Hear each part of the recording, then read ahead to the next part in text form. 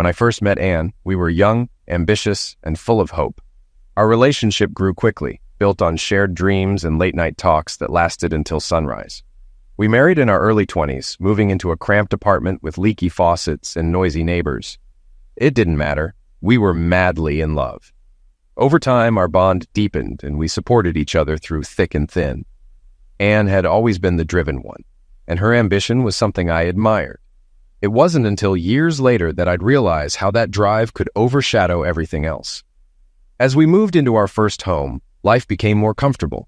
I worked in IT, a job I found fulfilling, if not thrilling. Anne's career in real estate took off, and her charm and determination won over clients left and right. We started using little notes on a chalkboard in our kitchen, playful messages, reminders of dinner plans, or silly inside jokes. These small gestures of love became a cherished tradition. But as Anne's career evolved and eventually her foray into politics began, things started to change. Slowly, those notes of affection turned into curt updates. Out late, busy tomorrow, or nothing at all. The slap came out of nowhere, sending me reeling. My head buzzed as I staggered backward, hand instinctively touching my cheek. "What the hell is going on?" I shouted, my voice echoing in the otherwise silent kitchen. "Hold on, let me backtrack a few weeks to make sense of this." It was just after 4 p.m., the time I usually get home from work, when I came in through the garage and walked into the kitchen. My job has a lot of UK clients, so I start my day at 7 a.m. to align with their schedules. It took some adjusting, but I've grown to like it. As usual, I glanced at the bulletin board. There was only one note. Working late. Great, another dinner alone. When Anne and I first got married and lived in a tiny apartment, we used a chalkboard in the kitchen to keep track of our schedules. When we moved into a house, the tradition continued. Back then, we left silly, affectionate messages. I once wrote, "I can't wait to get home, Cookie. I miss you already." She replied, "I miss you more, and stop calling me Cookie." The nickname came from when we first met at a bakery, but as her career took off, she didn't want others knowing I called her that. Still, I struggled to stop. Sure, it might sound corny, but those notes mattered to me. Now they've been replaced by clipped updates, like today's working late. I'm not blind. I know relationships can lose their spark over time. But this felt like more than just routine. It wasn't just the absence of love notes. We barely spent time together anymore. My early work hours didn't help, but her job as a realtor made things even harder. She's constantly on call, handling paperwork at 9 p.m. or hosting open houses all weekend. Her schedule seems to belong to everyone but us. 2 years ago, Anne decided to run for city council. I tried to dissuade her, but her friends and colleagues kept encouraging her. At first, I wasn't too worried since the incumbent had won 2/3 of the vote in the previous election. Then, halfway through the campaign, his wife suffered a stroke, and he withdrew to care for her. Before I knew it, Anne had taken his seat. Her new role came with more than just monthly meetings. She started meeting constituents, joining task forces, and tackling the endless duties of an elected official. On election night, when she won re-election, I stood proudly by her side. She seemed so happy, and I was happy for her. But as the weeks passed, our time together became scarce. When I brought it up, she grew defensive, accusing me of jealousy and being unsupportive. That wasn't the worst of it. Over the past year, her attitude toward me had shifted. She seemed colder, sometimes even condescending. It wasn't obvious or overt. It was just a feeling that gnawed at me. I thought about it often during my downtime, and it left me in a bad place. I missed the time we used to spend together and resented how her responsibilities had taken over. I still remembered one night when we'd just gotten to bed, only for her real estate client to call with an emergency. That moment still stung. But to be fair, I'd also canceled plans before due to my own work emergencies. Now, sitting at the kitchen table, I wondered if I was being unfair. Maybe I was just jealous of how much others needed her time. But my instincts told me there was more to it than conflicting schedules. When she first joined the council, she shared everything about her meetings and the mayor's office. Now she barely mentioned any of it. Was it because the novelty had worn off? Or worse, had she decided I wasn't worth talking to anymore? A dark thought crept in. Could she be having an affair? I immediately dismissed it. My Cookie would never cheat. But the idea lingered, fitting too well with the questions I'd been avoiding. Was she really working late every night? Or could she be meeting someone else? Why didn't she tell me where she was going anymore? Was it indifference or secrecy? And why was she so condescending? Did she see me as pathetic, a husband unknowingly betrayed? These doubts wouldn't leave me alone. As I sat there, anger and suspicion grew. I needed to stop myself before doing something reckless. So, I threw on my old work clothes, grabbed the lawnmower, and worked on the yard until it was too dark to continue. The physical activity helped clear my head, and by the time I sat down for a dinner of leftovers, I had calmed down enough to form a plan. In my job, when network issues arise, I run diagnostics to identify the cause. I decided to apply the same approach to my marriage. But what tools could I use? I considered surveillance, microphones, cameras, or tracking devices, but quickly realized how impractical it would be. Anne was hardly home, and between her real estate events and counsel responsibilities, she was constantly on the move. Spying seemed both risky and unlikely to yield results. Reluctantly, I realized hiring a professional investigator was the best option, even if it might be expensive. I searched online for detective agencies, but the sheer number of options was overwhelming. Ratings and reviews didn't inspire much confidence. They could easily be fake. Frustrated, I wondered if Craigslist or Angie's List had a section for private investigators. Then I stumbled on a Channel 9 news story about local detective agencies. It reminded me that Amy Howard, the news director at Channel 9, was an old friend. We'd even dated briefly in college. Hoping she might help, I gave her a call. "Hey, Amy, long time no see. Any chance you're free for a beer tonight?" She sounded pleasantly surprised. "Dave, I think I can swing that. It's a slow news day, so unless something comes up, I'll be there." When she arrived, I couldn't help but notice how well she'd aged. She still had the charm that had first drawn me to her, now enhanced by the confidence of a successful professional. It suited her perfectly. Amy and I caught up on life and mutual friends, but after a while, I steered the conversation in a new direction. "Didn't you do a story on local detective agencies recently?" I asked. Amy gave me a knowing look and said, "Oh, Dave, I was wondering why you hadn't brought up Anne yet. Are you looking for recommendations?" I sighed and nodded. She paused thoughtfully before continuing. "With Anne's situation, you should avoid the larger agencies. More employees mean a higher risk of gossip. Does that make sense?" "Completely," I replied. She went on. "Also, steer clear of one-person operations. They're usually too stretched to handle things quickly. If you want something dependable, I'd recommend the Masterson Agency. They're not cheap, but they're professional, thorough, and they get results." She added, "The private detective world can be messy, but Masterson is a solid option." I thanked her and left feeling slightly more confident. The next morning, her advice still resonated, so I called Masterson. The receptionist told me I could meet Mr. Masterson himself if I came in first thing. "I'll be there," I promised, trying to steady my voice. That evening, Anne came home on time, and we had dinner together for the first time in days. Nervous about keeping up conversation, I didn't need to worry. She spent the evening ranting about a businessman planning to run against her. Her frustration filled the silence. The next morning, I left early, skipping breakfast, but leaving a note for Anne on the bulletin board. Traffic was light, and I arrived downtown earlier than expected. With time to spare, I stopped at Stranger Brew, my favorite coffee shop, for a coffee and breakfast sandwich to calm my nerves. As the cafe filled, a commotion drew my attention. A red-faced man was shouting at a young Latina woman sitting alone. "You're not done yet! What gives you the right to hog a table when others are waiting?" he bellowed, loud enough to turn heads. The woman sat frozen, stunned by his outburst. "You're a Mexican, aren't you?" he sneered. "Probably a wetback. You come here, take our jobs, and now our tables. Why don't you swim back across the Rio Grande?" He then knocked over her coffee, spilling it across the table. Before I knew it, I was standing between the man and the woman. "Leave her alone," I said firmly. "She was here first, and she has every right to sit here. You owe her a new coffee and an apology for your insults." The man's face darkened with anger, and he stepped closer. I braced for a confrontation, but before anything happened, the cafe owner appeared, holding a sawed-off pool cue. "You!" the owner barked, pointing at the man. "Get out of my shop and don't come back. You're not welcome here." The man muttered something about how the place sucked anyway before storming out. Once the tension settled, I turned to the woman. "I'm so sorry about that. Can I get you another coffee?" Maria Elena looked at me, her surprise evident. "You don't even know me. Why did you step in?" she asked. I shrugged casually. "I can't stand bullies or bigots," I replied. Her expression softened into a faint smile as she extended her hand. "I'm Maria Elena Alvarez. Thank you for standing up for me. It really means a lot." Taking her hand, I said, "You're welcome. I'm David Davis, and I'm glad I could help." The cafe owner returned then with 2 fresh coffees. "These are on the house. I'm sorry for what happened and hope you both feel welcome here in the future." Maria Elena and I thanked him, and she turned to me. "Would you like to have coffee with me? It'll free up your table." "I'd love to," I replied, sitting across from her. As we talked, she shared that she'd started a new job nearby and arrived early to avoid being late. "Do you come here often?" she asked. "Not as often as I'd like," I admitted.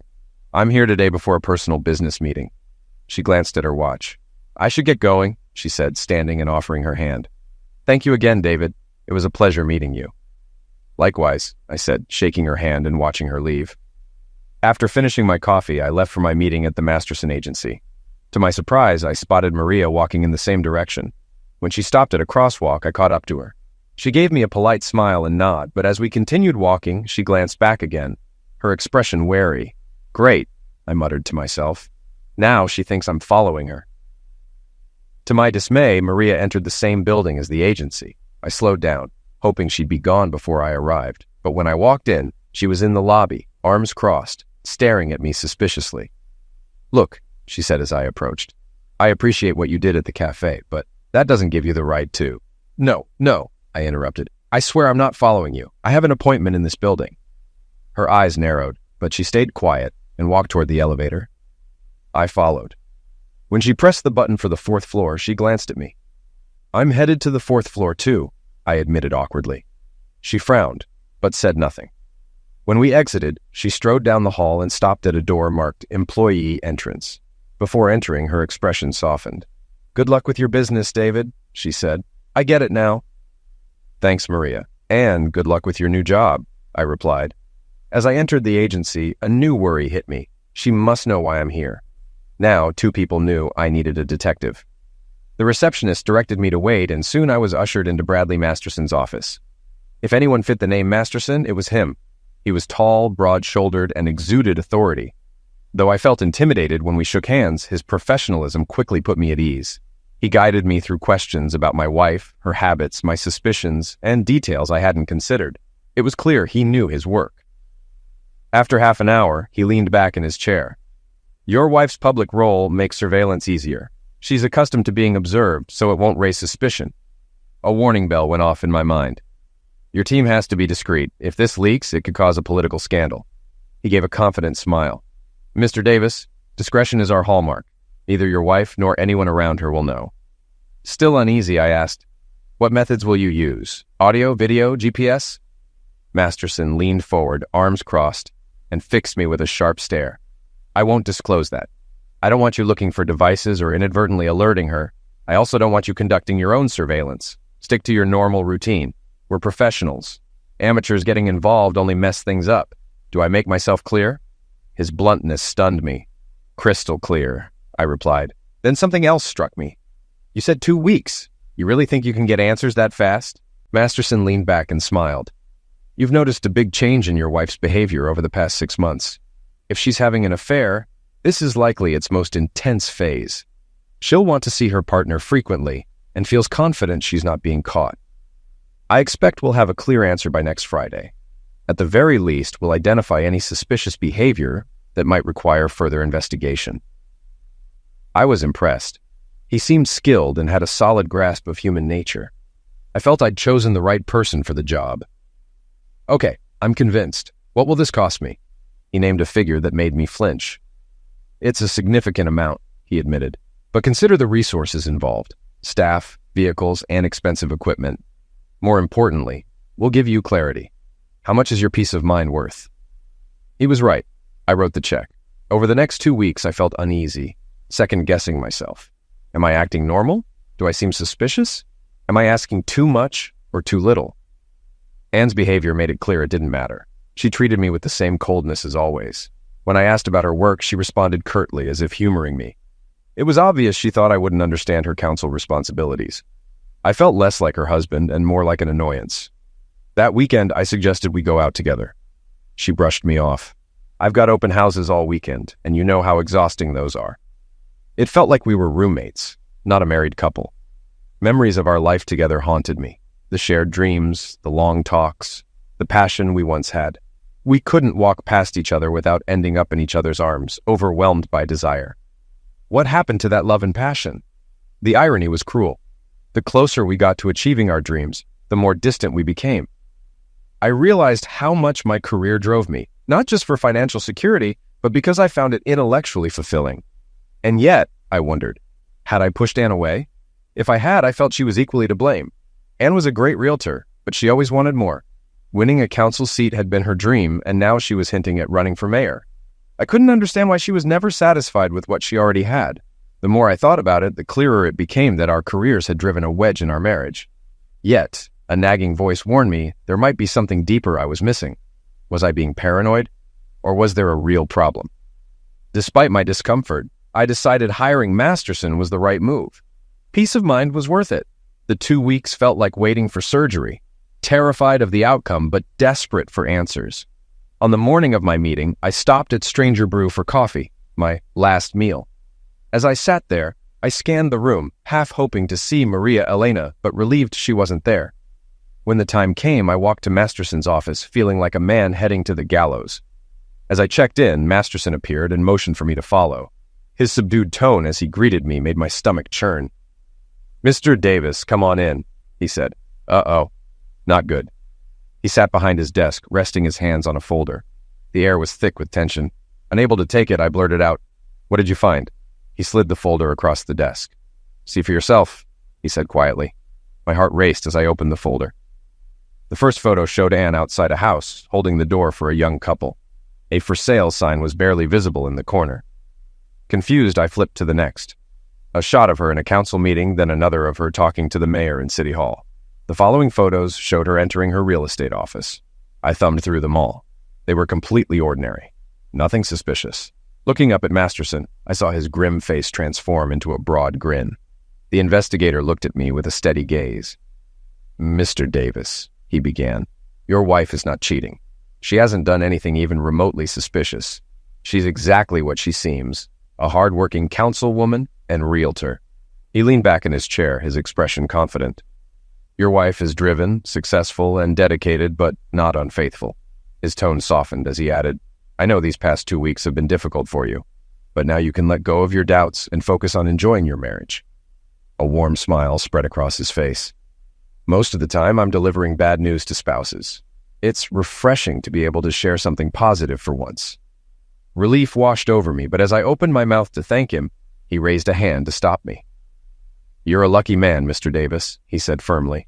"Your wife is everything she appears to be." Then, with a touch of humor, he handed me an envelope. "Here's the remainder of your bill. If you pay the receptionist on your way out, we won't need to mail it. I assume you wouldn't want that." He chuckled. Relieved, I nodded and left the office, lighter than I'd felt in months. I shook Masterson's hand, thanking him before leaving. I walked out feeling lighter than I had in ages. Relief quickly gave way to determination. I need to fix this. I need to show Anne how much I love her and stop taking her for granted. By the time I got home, I had a plan for the weekend, which fortunately was free of obligations for Anne. Friday night, flowers, takeout from her favorite Mediterranean spot, a bubble bath, and fresh sheets. Saturday, breakfast in bed, a spa day, more flowers, dinner at the nicest restaurant in town, and a night of rekindled romance. Anne got home around 7 o'clock, exhausted. She flopped onto the couch with a sigh. "I'm too tired to cook," she said, then perked up, sniffing the air. "What's that smell, and where did these flowers come from?" I knelt beside her, grinning. "The flowers are for my beautiful wife, and dinner's ready." She looked at me, surprised but pleased. "They're lovely. Let's put them on the table." I plated her meal, poured her favorite wine, and served it with exaggerated flair. "Your wine, my lady," I said. She smiled, tired but genuine. "I'll take it." As we ate, she paused and asked, "This is wonderful, but why now? Do you feel guilty about something?" I expected that. "Yes," I said honestly. "I've been so caught up in my work that I haven't appreciated how hard you're working. You do so much, and I've neglected you. I want to make it right." She studied me for a moment, then smiled warmly. "We've both been neglecting each other, haven't we?" After dinner, I drew her a bubble bath. "Relax as long as you want," I said, "and get some rest. Tomorrow's going to be even better." She laughed, a genuine, joyful sound I hadn't heard in a long time. Later, she noticed the new bedding. "Is this new?" Only the finest for you, I replied. She smiled gratefully. Thank you, Dave. The next morning, I woke early to prepare breakfast. Eggs Benedict, hash browns, fruit, and mimosas. I placed the tray on her nightstand. Don't take too long, I teased. Your spa appointment is at 10. Her eyes widened. You're spoiling me. Good, I said with a grin. You deserve it. After Anne left for the spa, I tidied the house and booked a table at Il Fiorentino, her favorite upscale restaurant. When she returned in the afternoon, glowing and relaxed, I handed her a credit card. Pick out something elegant for tonight, I said. It's going to be magical. That evening, she descended the stairs in a stunning new dress, and I couldn't take my eyes off her. Over Prosecco at dinner, she smirked. Are you sure you're not guilty of something, Dave? No mistress hiding somewhere? I laughed, though her words stung given my recent paranoia. Absolutely not. I take my vows seriously, and I could never find anyone more perfect than you. Her smile softened as she raised her glass. I'd never do that to you either. We skipped dessert, eager to end the night on a high note, and returned home hand in hand. What's next, dear husband? She teased, her voice playful.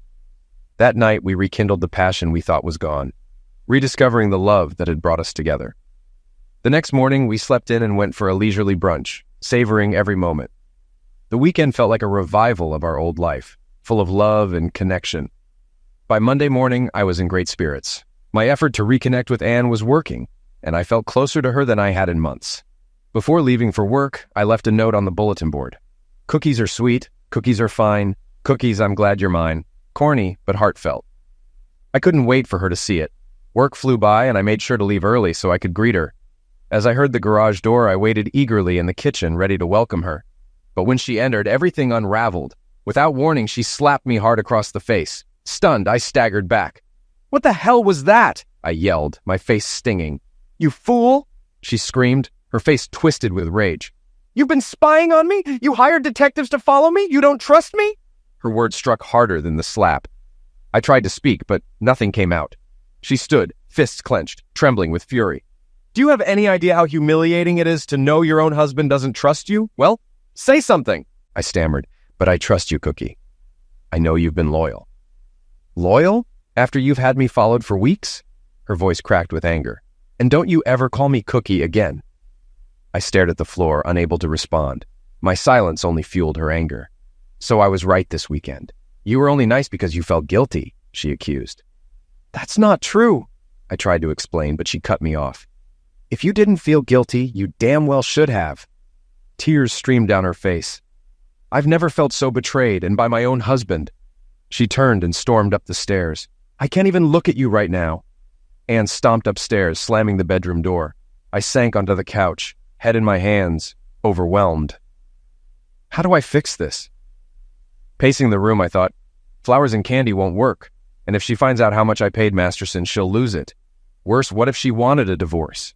I couldn't blame her. Why had I let my paranoia ruin everything? After some time, I heard her come downstairs. She grabbed her purse, shot me a furious look, and hissed, I can't stay in the same house with you, before storming out. I hurried after her. Are you coming back? I haven't decided, she snapped, then drove off, tires screeching. Feeling helpless, I went upstairs to see what she'd been doing. The bedroom looked normal, but the guest room was a mess. My clothes piled on the bed and floor. She'd cleared my closet and dresser. At least she didn't kick me out of the house entirely, I thought as I moved my belongings into the guest room. Later, I forced myself to eat leftovers, waiting for her return. Hours passed, and I eventually gave up and went to bed. I woke briefly to her footsteps on the stairs and heard the bedroom door slam and lock behind her. The next morning, I used the guest bathroom to get ready for work. Before leaving, I wrote on the bulletin board, I'm sorry, Anne. Can we talk? It wasn't much, but it was a start. Work was a blur. I couldn't focus, consumed by thoughts of how to explain myself without making things worse. I love you, but I suspected you were cheating won't work. Or, now that I've checked you out, I trust you. Yeah, no. Finally, I decided on honesty. I was scared we were drifting apart and let paranoia take over. I'm sorry. I left work early, ready to apologize, but my hopes crumbled when I saw the bulletin board. My note was erased, replaced with, go to hell. Not a good sign. Still, I made dinner, hoping we could talk. 2 hours later, I ate alone, put her plate in the fridge, and admitted defeat. When she finally came home, I couldn't help but say, "I was worried about you. I didn't know where you were." Her eyes were cold as steel. "Why didn't you ask your private investigator?" she shot back with biting sarcasm, then went upstairs, slamming the door. I groaned. We were in a cold war, with no truce in sight. Anne came and went as she pleased, ignoring me entirely. I was certain she would divorce me, but the papers never came. For now, we were just two strangers sharing a house. Over time, I noticed that while our relationship hadn't warmed, it had shifted. Her anger gradually gave way to indifference. She started speaking to me again, but only about practical matters. Tomorrow is garbage day, or is there mail for me? Still, she refused to discuss our issues, and the bedroom door remained shut. At night, as I lay in bed, my thoughts cycled endlessly like one of those irritating looping GIFs online. Resentment and defensiveness would kick in first. How long is she going to act like this? I haven't even done anything wrong. It's unfair for her to shut me out. Then guilt would take over. This is your fault, David. Imagine how you'd feel if she did the same to you. How long would it take for you to forgive her? Finally, I'd circle back to remorse. Above all, I felt deep pain. I missed my wife. I missed the emotional and physical connection we once had. My intention was to bring us closer, but all I'd done was push her away. I couldn't stop replaying the wonderful weekend we'd shared just before everything fell apart, mourning what I'd lost. Others began noticing my depression, but their questions and concern only made things worse. I couldn't bear the thought of explaining myself. I knew exactly how they'd react. They'd be horrified by what I'd done. Worse still, if word got out that I'd hired a detective to follow Anne, it could spark rumors and potentially damage her political career. If I destroyed her future, our relationship would be beyond saving. I felt trapped and miserable, with no one to confide in. Now I understood what purgatory felt like. One Sunday, I went for a walk in the woods, hoping the fresh air might clear my head. After an hour, I found a small clearing and sat on a log to rest. The tranquility of the setting sharply contrasted with the storm inside me. I can't keep living like this. I love Anne, but this isn't a marriage anymore. It's not fair to either of us. We're both at fault, but most of the blame is mine. In that quiet clearing, I reached a painful realization.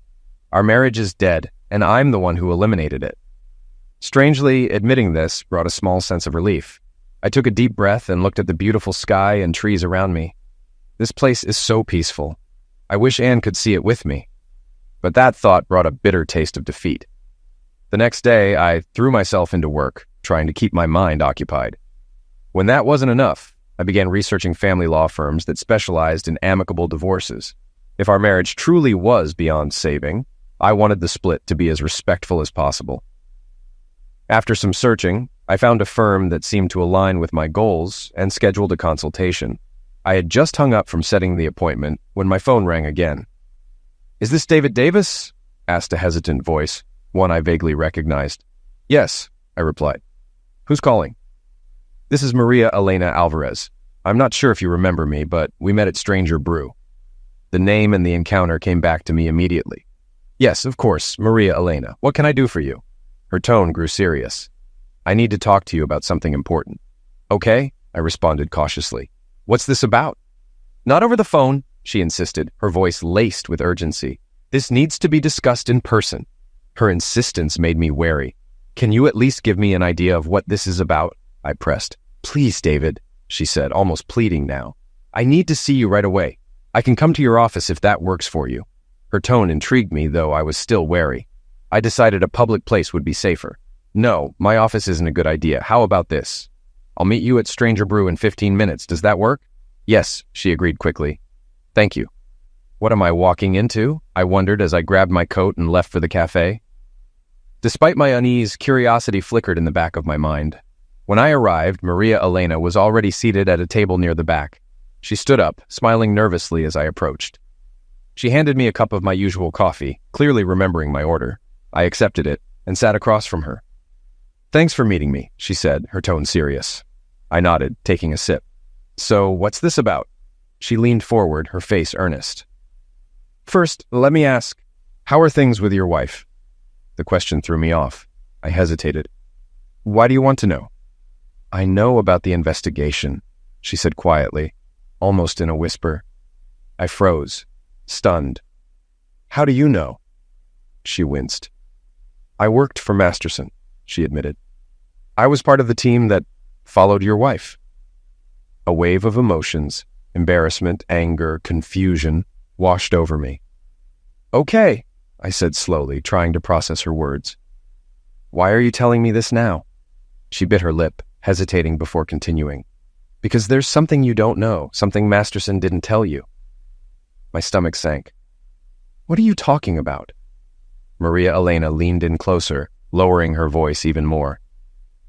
Yesterday morning I was making copies at the office. Your file was left on the copier. I know I shouldn't have touched it, but I remembered how kind you were to me, and curiosity got the better of me. So I looked inside. What did you see? I asked, my voice tight with apprehension. She took a deep breath.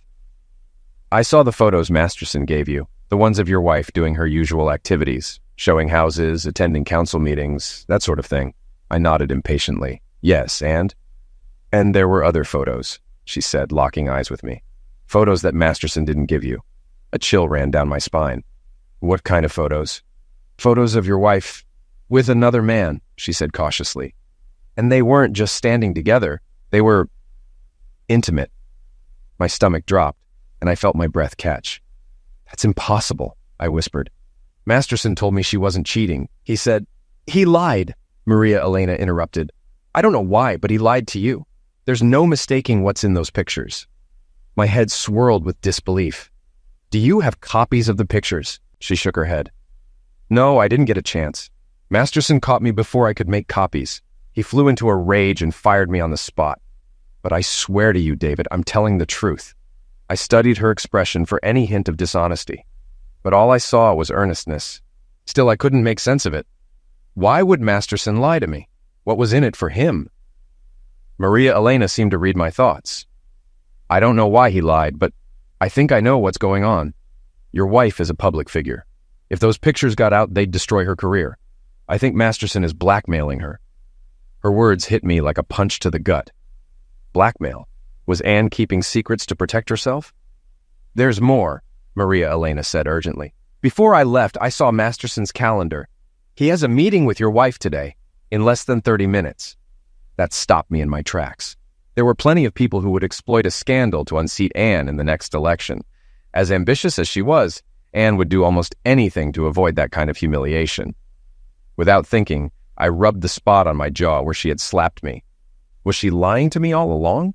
Was she treating me like dirt and laughing about it with her lover? The more I thought about it, the angrier I became. I stood abruptly and walked toward the sidewalk. Maria Elena hurried after me, grabbing my arm. David, where are you going? She asked urgently. I'm heading to Masterson's office, I replied. I need to get to the bottom of this. Wait, she said, pulling me back. Think for a second. If I'm right, Masterson will only lie to protect his leverage over your wife. He's probably already hidden those photos. You won't get anything from him. I paused, uncertain, and she seized the moment to continue. And what if you confront Anne? Do you really think she'll admit to anything? If you tell them what I've told you, they'll just dismiss me as a disgruntled former employee. It'll be my word against theirs. She tugged me toward a nearby bench and looked at me intently. David, I swear I'm telling the truth. Please believe me.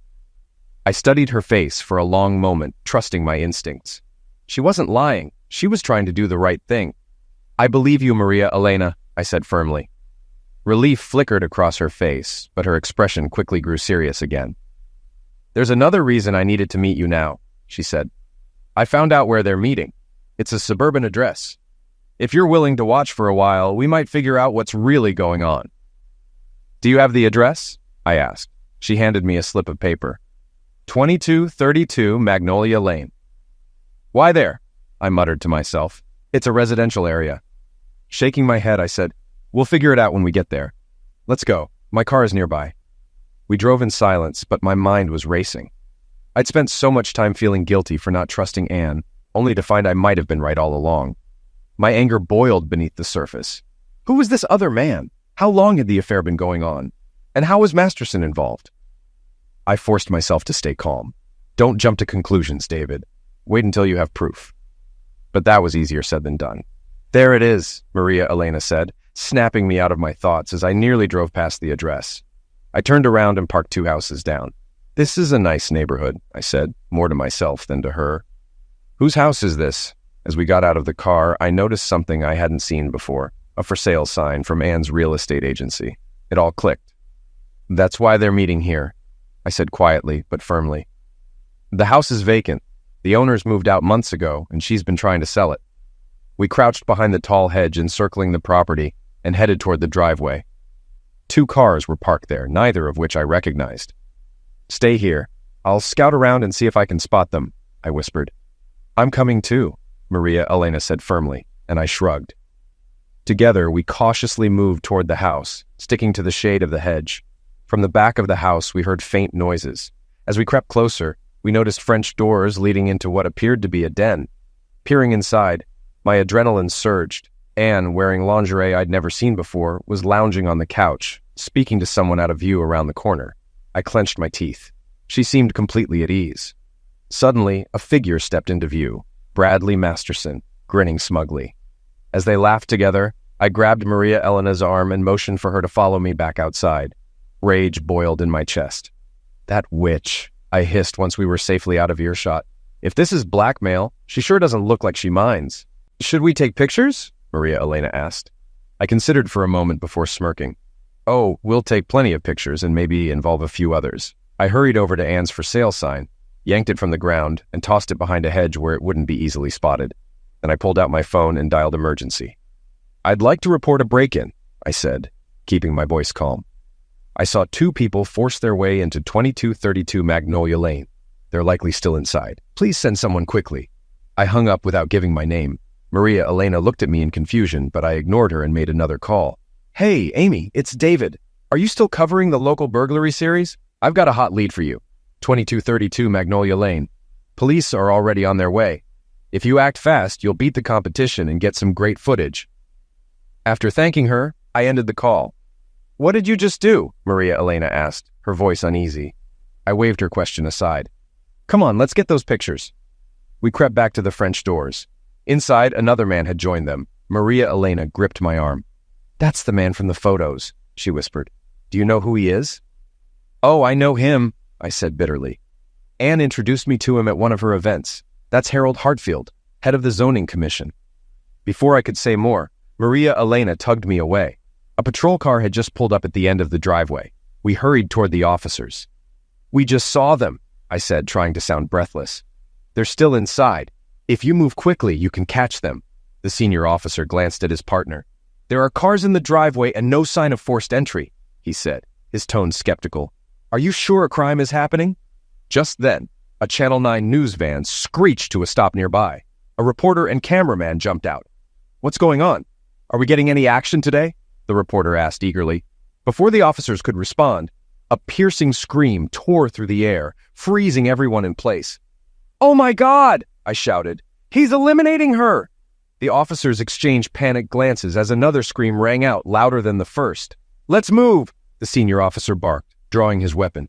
The 2 officers rushed to the front door and disappeared inside. "Start filming," the reporter commanded the cameraman, who immediately trained his lens on the house. The reporter turned to the camera, speaking rapidly. "Behind me is a home at 2232 Magnolia Lane, where police are responding to a suspected burglary. Moments ago, we heard what sounded like a violent struggle." He stopped mid-sentence as chaos erupted inside. There was the sound of crashing furniture, breaking glass, and panicked shouting. The cameraman refocused just in time to capture Harold Hartfield stumbling out the front door, completely unclothed. A second later, Anne followed, equally unclothed. "Wait for me!" she yelled, as Hartfield threw open the door of one of the cars and jumped in. She climbed in after him, and he reversed sharply, nearly hitting the patrol car at the driveway's edge. Desperately, Hartfield shifted into drive and sped across the lawn. The car tore up the yard before crashing into the thick hedge, where the rear axle became stuck, leaving the tires spinning uselessly in midair. Recognizing the 2 public figures, the reporter signaled the cameraman and rushed toward the stranded car. "Commissioner Hartfield, Councilwoman Davis, can you explain to our viewers what you were doing here together? And where are your clothes?" The commissioner refused to respond to the reporter's questions, but when pressed, he reluctantly rolled down the car window. The camera continued filming as he and Harold argued furiously, both attempting to shield their unclothedness with their hands and arms. The cameraman then turned his focus back to the house, capturing Bradley Masterson being escorted out, hunched and unclothed, his hands cuffed and blood dripping from several cuts.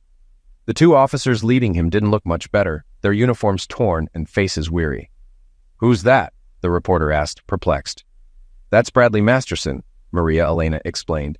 "He's the president of Masterson Investigations, a private investigator." The reporter jotted down the name but looked puzzled. "And who are you?" he asked.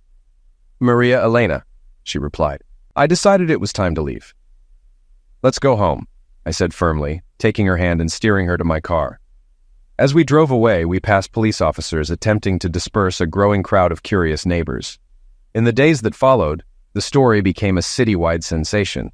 Channel 9 used the footage in their evening news promo, repeatedly showing the commissioner, councilwoman, and detective attempting to cover themselves. The clip was so scandalous that the station's national affiliate picked it up, airing it on national news. Soon, nearly everyone in the country had seen the unforgettable footage of my wife sprinting across the lawn in her birthday suit. Masterson was quickly jailed for aggravated attack on a police officer. His behavior during the arrest didn't help. He hurled crude insults and threats at the officers escorting him to his cell.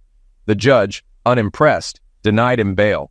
His arrogance ensured he would remain behind bars until his trial. The cases against Anne and Harold were more complicated. It was quickly determined that no breaking and entering had occurred. Anne was the listing agent for the property and had legitimate access. Even trespassing charges were dismissed. Still, the scandal forced both of them into hiding, as public outrage was relentless. Local media wasted no time digging deeper. Headlines were merciless, with one particularly scathing piece titled, "Commissioner and Councilwoman, Politics Make Strange Acquaintances." At first, I thought the frenzy was purely due to their affair, but it turned out to be much more. A determined journalist uncovered evidence of bribery linked to several city real estate projects. Anne had been soliciting bribes from developers while Harold used his position to manipulate zoning permits, exchanging favors for Zex. The revelations unraveled their schemes, and law enforcement moved swiftly. Both Anne and Harold were arrested and charged with official misconduct. Their downfall became a spectacle, every detail gleefully documented by the media. Their once respected names became synonymous with corruption and disgrace. The day after the scandal broke, I returned to my office and called the divorce attorney I had initially contacted. "Oh," the receptionist said cheerfully. "Does this mean you and your wife are reconciling?" "No," I said coldly. "It means I don't want an amicable split anymore. I'll be hiring a shark to ensure she's left with nothing." The police questioned me several times during their investigation, probing whether I had been involved in or benefited from Anne's schemes. Thankfully, I had nothing to hide.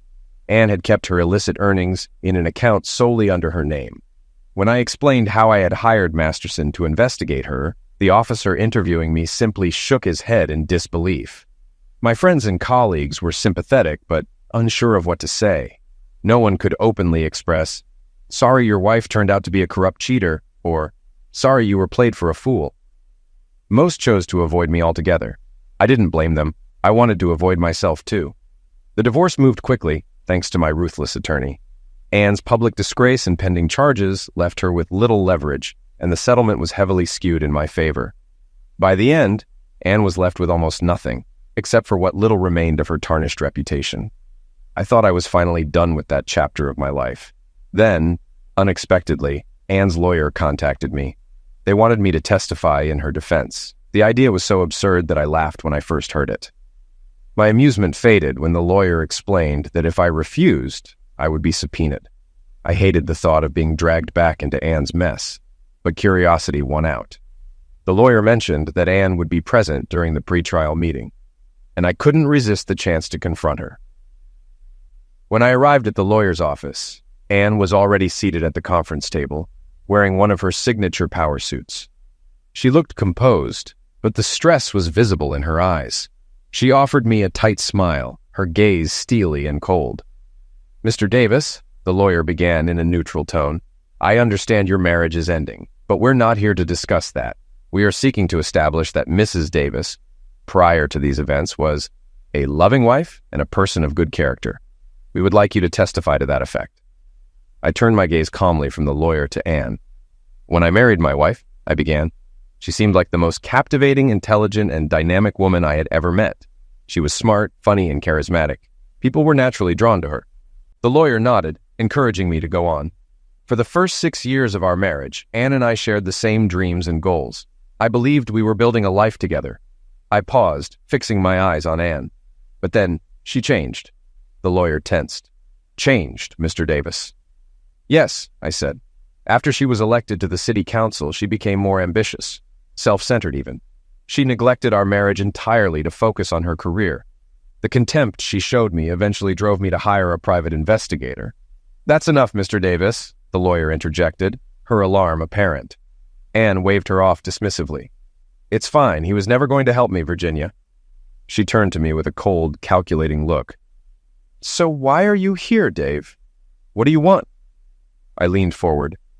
I want 30 minutes alone with you. Just enough time to ask some questions. Anne raised an eyebrow, glancing at her lawyer, who looked visibly uneasy. You don't have to agree to this, the lawyer said quickly, but Anne raised her hand to silence her. Fine, she said coolly. You've got 30 minutes. The lawyer hesitated, clearly uncomfortable. Are you sure? She asked Anne. Anne gave a sharp nod. It's okay. He won't hurt me. Her voice was calm, almost dismissive, but I could see the cracks beneath her composed facade. Reluctantly, the lawyer gathered her things, shot me one last warning look, and left, closing the door behind her. Anne leaned back in her chair, crossing her arms. Well, Dave, the floor is yours. What do you want to ask? I stared at her, the weight of everything she had done pressing down on me. Why, Anne, why did you do it? My voice was even, but anger simmered underneath. She leaned forward suddenly, her eyes blazing with fury. Why? This is all your fault, you know. I wouldn't be in this mess if you hadn't hired that detective to spy on me. I blinked, taken aback by her audacity. My fault? You're the one who... Yes, your fault, she snapped, cutting me off. Everything was fine until that fool showed up at my office with those pictures of Harold and me. You sent him after me. I clenched my fists, but kept my tone steady. And you wouldn't have had anything to worry about if you hadn't been sleeping with Hartfield. Her expression shifted into a mocking smirk, as though I was missing the point entirely. It wasn't an affair, Dave. It was politics. Politics? I repeated, incredulous. You slept with him for politics? Anne shrugged nonchalantly. Harold was a terrible lover, smaller than you if you must know. But he had something I needed, influence over zoning permits. I frowned. And why did you need zoning permits? You're not a real estate developer. She rolled her eyes, clearly exasperated. I didn't need them, Dave. The developers did. And I needed their support for my mayoral campaign. That's how politics works. So, it was just about endorsements? I asked sharply. Not the money? Her cheeks flushed slightly, but she maintained her composure. Okay, maybe it was about the money too, she admitted with a sly smile. But none of this would have been an issue if you hadn't been so damn nosy. Disbelief washed over me as I shook my head. Anne, what about Masterson? What did he want? Half, she said flatly. Half of what? I pressed. Half of what I was getting, she replied coolly. And half of what Harold was getting. I stared at her, trying to piece it all together. Wait, you said Harold was only involved because you seduced him, so why would Masterson demand anything from him? Her expression faltered briefly, a flicker of something resembling shame, or maybe just irritation. Because Harold wasn't as innocent as he pretended, she admitted. He wasn't just helping me with zoning permits. He was skimming money from the developers, too. And you went along with it? Of course, she said matter-of-factly. But I didn't realize how much leverage Masterson would have over me. You mean he blackmailed you? I asked, though I already knew the answer. She smiled, cold and unrepentant. Only the first time. After that, I realized he was vastly superior to Harold in certain ways. Vastly superior? I repeated, a knot of disgust forming in my stomach. She leaned back, her smirk widening. Let's just say everyone has their preferences, and I'd discovered mine. I stared at her, struggling to grasp how far she had fallen. So you're saying you didn't even mind that I hired Masterson? I asked, my tone laced with sarcasm. She chuckled, a low, humorless sound. No, actually, I think I owe you for that one. Her amusement faded, replaced by a sharp bitterness. Everything would have been fine if it hadn't been for those nosy neighbors on Magnolia Lane. If they hadn't called the police, none of this would have blown up. I smiled then, a slow, deliberate smile. For the first time in the entire conversation, I felt a sliver of satisfaction. Actually, Anne, it wasn't the neighbors, it was me. I'm the one who called the police, and I'm the one who tipped off Channel 9. Her face twisted with rage. "You son of a witch!" she screamed, springing to her feet so quickly that her chair crashed to the floor. She grabbed a heavy law book from a shelf behind her and flung it across the table. I ducked just in time, and the book slammed into the wall with a loud thud. Before she could escalate further, the door flew open, and her lawyer rushed in, grabbing her arm. "Anne, stop it! Calm down! You can't do this!" I straightened my posture and brushed imaginary dust off my sleeve. "I'm sorry I can't be a character witness for your client," I said to the lawyer with mock politeness. Then, turning to Anne one last time, I added, "Enjoy your time in jail, Cookie." With that, I walked out, leaving her yelling angrily behind me. Masterson eventually took a plea deal, admitting guilt to a reduced charge of attacking a police officer in exchange for testifying against Anne and Harold. His cooperation earned him a lighter sentence, but he permanently lost his private investigator's license. Harold, on the other hand, received a less severe punishment than Anne since he hadn't directly accepted bribes. However, his reputation was destroyed. He lost his job, his wife, and whatever dignity he had left. He quietly left town soon after. In my opinion, he got exactly what he deserved. I stayed away from Anne's trial. I no longer cared about her fate and didn't want any reminders of the chaos she had caused in my life. One day, though, as I sat in a cafe, a headline caught my eye in a nearby newspaper. It announced Anne's sentencing, and curiosity got the better of me. I picked it up. Anne had been sentenced to 3 to 5 years in state prison and fined $25,000 for soliciting an illegal gratuity. But that wasn't the end of her troubles. The article revealed she was also facing federal charges for tax evasion tied to her secret cash fund. Apparently, the state seizing her illicit assets wasn't enough to satisfy the IRS. I set the paper down and leaned back in my chair, a strange sense of closure washing over me. "Exactly what she deserves," I muttered under my breath. Maybe now I could finally move forward. As I savored that thought, a familiar voice broke through my reverie. "Hey, stranger, can you buy a girl a cup of coffee?" I looked up and smiled. "I'd be delighted, Maria Elena."